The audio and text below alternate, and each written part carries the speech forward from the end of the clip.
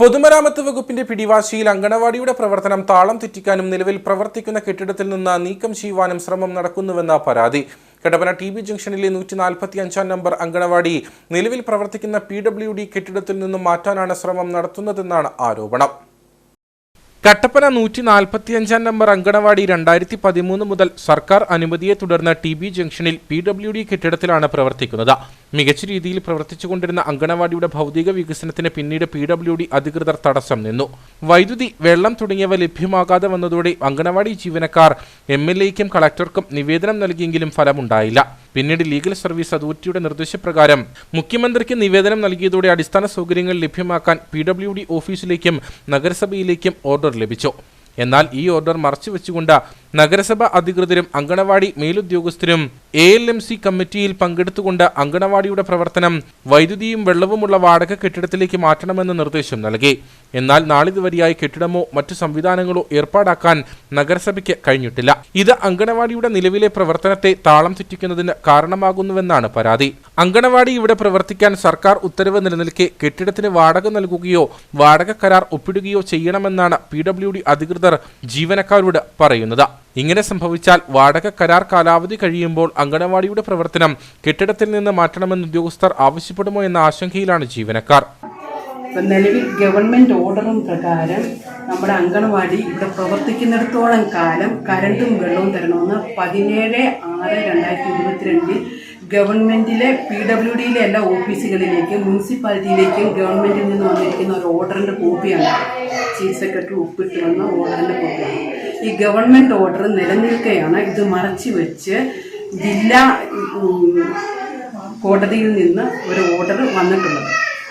അപ്പോൾ ഈ ഓർഡറിന് പ്രകാരം നമ്മുടെ അങ്കണവാടി നമുക്ക് ഇവിടെ തന്നെ തുടരുകയും ചെയ്യണം. നമുക്ക് കുഞ്ഞുങ്ങൾക്ക് അടിസ്ഥാന സൗകര്യം വെള്ളവും കരണ്ടും ലഭ്യമാക്കുകയും ചെയ്യണമെന്ന് ഞാൻ ബഹുമാനപ്പെട്ട മുഖ്യമന്ത്രിയോട് അപേക്ഷിക്കുന്നു. ഒപ്പം നമുക്ക് കരണ്ട് കണക്ഷൻ തന്നിരിക്കുന്നത് 20 കൊല്ലമായിട്ട് ഉപയോഗിക്കാതിരുന്ന മെറ്റൽ പൈപ്പിലേക്ക് വാട്ടർ PWDക്കാര് PVC പൈപ്പ് ഇട്ടാണ് കണക്ഷൻ തന്നിരിക്കുന്നത്. ഇവിടെ ടാപ്പ് നമ്മൾ അകത്ത് തുറക്കുമ്പോഴൊക്കെ ഈ മെറ്റൽ പൈപ്പിലുള്ള ക്ലാവും തുരുമ്പുമാണ് കുഞ്ഞുങ്ങൾക്ക് കുടിക്കാനുള്ള കുടിവെള്ളമായിട്ട് ഈ ടാപ്പിലൂടെ വന്നുകൊണ്ടിരിക്കുന്നത്. ഇത് ഞങ്ങൾ ചൂണ്ടിക്കാണിച്ചതിനെ തുടർന്നാണ് ഈ പൈപ്പ് പൊട്ടി എന്ന കാരണത്താൽ അവർ ഈ കണക്ഷൻ വിച്ഛേദിച്ചിരിക്കുന്നത്. ശരിക്കും കുഞ്ഞുങ്ങൾക്ക് കുടിക്കാൻ ഉപയോഗയോഗ്യമായ വെള്ളം നല്ല പൈപ്പിട്ട് ഞങ്ങൾക്ക് കിട്ടണം. മെറ്റൽ പൈപ്പ് മാറ്റി PVC പൈപ്പ് തന്നെ ഇട്ട് കൊച്ചു കുഞ്ഞുങ്ങളാണ്. അവർക്ക് കുടിവെള്ളം ഇത്രയും മാരകമായ വിഷം വരുന്ന ഒരു വെള്ളമല്ല ഞങ്ങൾക്ക് കുഞ്ഞുങ്ങൾക്ക് കൊടുക്കാൻ സാധ്യമല്ല. ഞങ്ങളിപ്പോൾ വെളിയിൽ നിന്ന് വെള്ളം എടുത്തുകൊണ്ട് വന്നാണ് പാചകം ചെയ്യുന്നത്.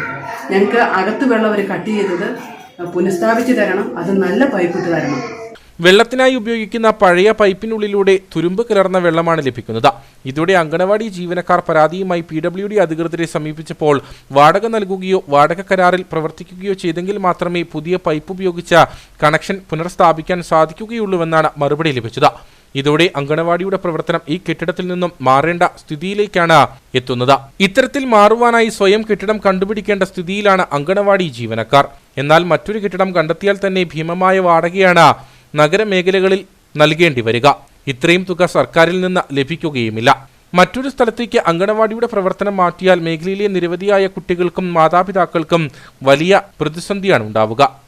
ഈ ലൊക്കാലിറ്റിയിൽ നിന്ന് മാറി ഒരിടത്ത് കൊച്ചുങ്ങളെ കൊണ്ട് ചേർക്കാനോ പറ്റത്തില്ല. സാഹചര്യം അതായതുകൊണ്ടാണ്. പിന്നെ ഇവിടുന്ന് മാറിക്കഴിഞ്ഞാൽ എനിക്ക് ബുദ്ധിമുട്ടാണ്.